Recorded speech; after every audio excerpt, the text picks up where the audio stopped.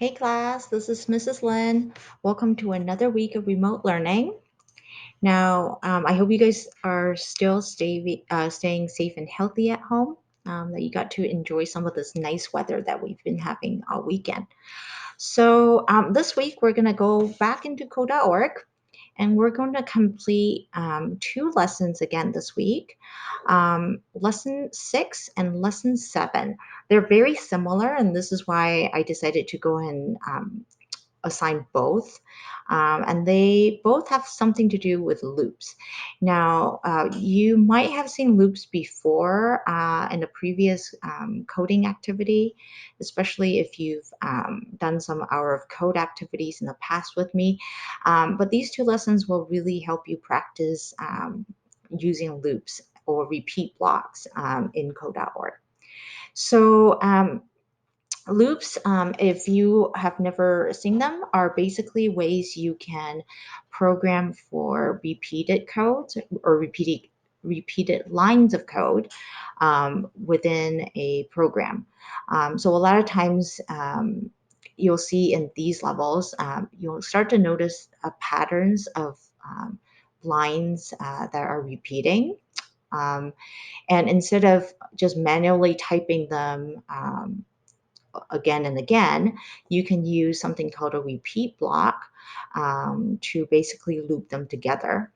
And that's a really good thing, a good habit to form, especially if you're going to be a computer programmer in the future, because programmers generally want their code to be as concise as possible. Okay, so instead of writing 5 lines, if they can get the same thing done in 2 lines, they're going to choose to write just 2 lines, right? So you want to basically shorten the amount of work as much as you can. So let's get into level 6 really quickly. Level 6 is a game with Ray and BB-8. There's a couple of videos in there, but I kind of want to just show you the game space. Um, oops, I think I just clicked on the wrong one. Um, I think the first level is a video that you should watch. It introduces this whole lesson. Level 4, I believe, is also a video about loops. Okay. Um, well, let's see what level 3 is. Okay, so level 3 kind of just introduced the repeat block. Okay, so there's really nothing you need to do in terms of programming, but you need to be able to read the code and kind of predict what would happen. Okay, so what do you think, looking at the code, would happen when you click run? Okay, and you can't move on until you've actually selected an answer. Okay, so it says when run, so when the program is run, repeat 5 times, okay, do move forward. So what this block tells the program to do is when we hit run, it's going to repeat 5 times whatever is in this block, okay? So my prediction would be when I hit run, BB-8 is going to move forward 5 times because move forward is the only thing that's in this repeat block. So that should be pretty straightforward, but I'm gonna let you make your own predictions. Let's go to level 5. I just want to show you a couple of different levels. So let's see. All right, so in this level, hopefully you'll load soon. Okay. Your job is to get all the scrap metal by creating a loop that only uses one block inside of a repeat block. Okay. So that tells me I can only use 2 lines of code, right? Other than this when run. Okay. And I know that I have to use a repeat block. So let's go and drag that repeat block over. Okay. Remember, my mission is to collect all the scrap metal. So what I would do is count how many steps I would need in order to get to all of the scrap metal. So there's 1, 2, 3, 4, 5 squares. Okay, 5 blocks that I have to move on to, I guess. So I'm going to move forward at least 5 times, right? And here we go. Repeat 5 times. and I'm going to move forward 5 times. So let's check to make sure we have the criteria. So we're creating a loop, which we're doing with this repeat block, and we should only have one block inside this repeat block. And I can see that I only have one block here. When I click run, hopefully it will collect all the scrap metal. Scrap metal. Ooh, it's loud.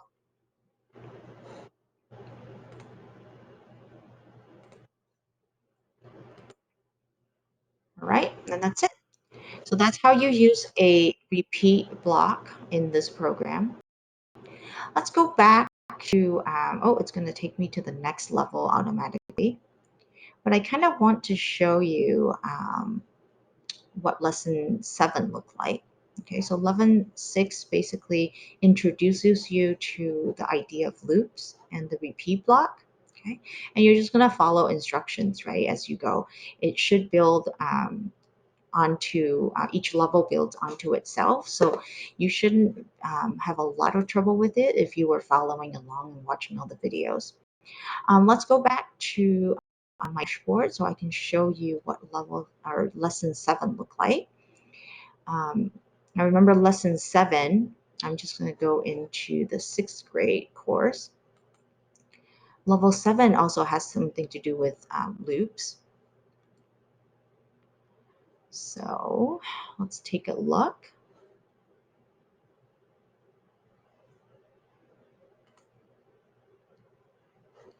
My internet is super slow today for some reason.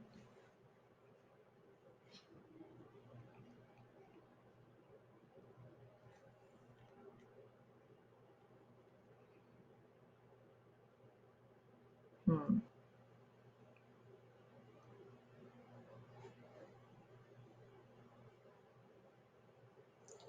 All right, finally, just as I was about to give up, level 7 or lesson 7 is sticker art with loops. So let's go into that lesson. Oops, that's not what I meant to do.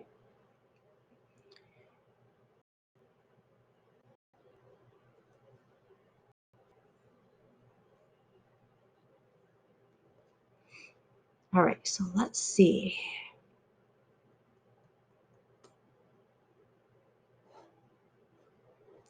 Oh my goodness. You should be glad you have a fast forward button on your little video, right? Because it's taking me a while to get to these levels just because my internet's been so slow. All right, so level 1 of lesson 7, the artist is in the wrong spot. Use the jump to block to get the artist to the center of the play area. Then draw a line, fix it 50 pixels long with a move forward by 50 pixels block. All right, so at this point, there doesn't seem to be any loop involved, but it does introduce you to these jumping blocks. Okay, so I'm gonna go ahead and do what it tells me to do. The jump 200 over. Remember, these game screens have a pixel grid underneath that we don't see, right? But if you hover your mouse on top of the screen, when you press run, you can actually see the coordinates there. Okay, so right now we're just gonna follow instructions, and then we're going to move forward by 50 pixels. So I'm predicting that it's going to jump right to this point, and then it's going to draw that line. All right, so let's see if we are right. Oh, that was super fast. Okay, remember you can actually change the speed of your artist right here. Okay, that was super fast, so you probably didn't see what actually happened, but all right, let's see, level 2.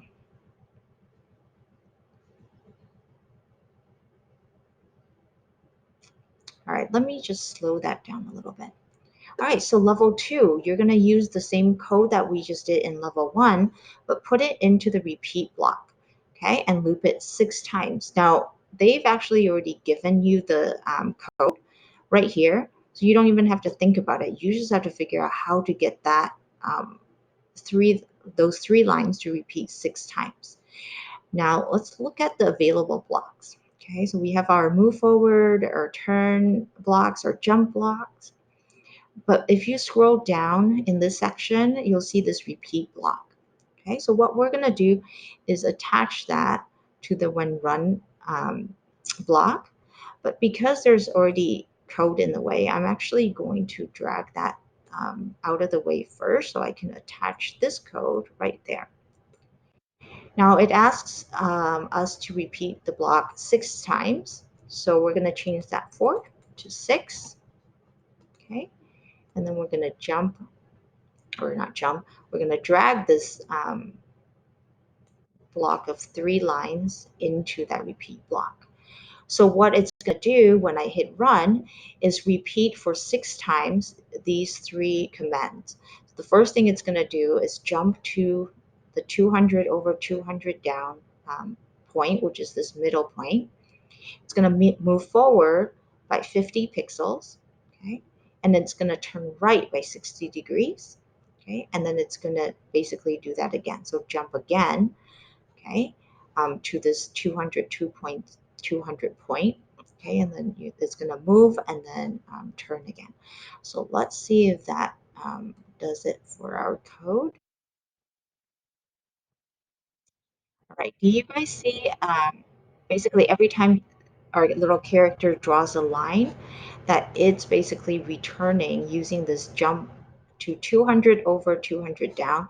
Um, this line basically return our artist back to the center of that star, right? And then once it's back there, it's going to move forward by 50 pixels, but it's also turning right by 60 degrees every time, okay? As a challenge, can you guys tell me how they got to this 60 degrees? Hmm, okay. I'm gonna have you guys think on that. I know the answer, but how did they figure that it was 60 degrees when the artist has to turn? And what happens if you don't have that in there?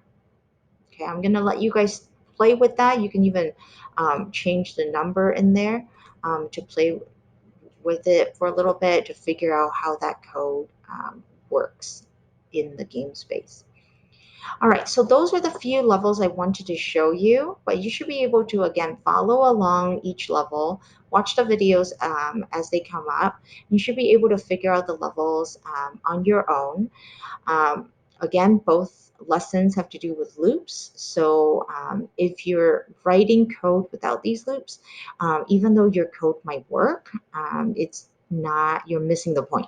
So let's make sure you use loops wherever you can to make your code as concise as you can make it. All right, have a good week, guys. If you have any questions during the week, remember you can email me to request a Zoom meeting. Or you can ask your question right inside that email, and I can just shoot you an answer really quick if it's a quick type of answer. Otherwise, we can do a Zoom meeting anytime you need. But make sure you do reach out to me. I don't want you guys to fall too far behind with all this work. It does add up. Um, and have a good week. I hope you guys stay safe and stay healthy and enjoy all this time you get to spend with your siblings and your parents. Have a good week. Bye.